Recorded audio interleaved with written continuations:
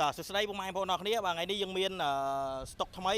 បាទ Honda Sonic បាទចំនួន3គ្រឿងបងប្អូនអរគ្នាបាទយើងមាន021មួយគ្រឿងហើយនិង023ពីរគ្រឿងបាទសិតតែប្រភេទกระดาษពុនទាំងអស់បងប្អូនអរគ្នាណាបាទអញ្ចឹងបងប្អូនអរគ្នាចង់បានប្រភេទ Honda Sonic អាចតាក់ទងមកហាងឲ្យខ្ញុំបានបាទឥឡូវយើងមកមើលម៉ូតូរបស់ខ្ញុំអរគ្នាយើងមានពណ៌ខ្មៅគ្រើមនេះกระดาษពុន021បាទតម្លៃយើងលក់ជូន2080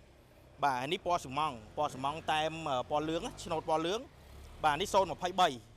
កដាស់ពុនយើងលក់2380បាទនេះពណ៌សំងបាទតែមឆ្នូតស highlight ក្រហមនេះក៏023ដែរតម្លៃលក់ជូន2380ដូចគ្នាបាទប្រភេទกระดาษពុនថ្មីខ្ចីបាទអញ្ចឹងចង់បានតាក់ទងមកបានមកចាប់មកជុំនេះមក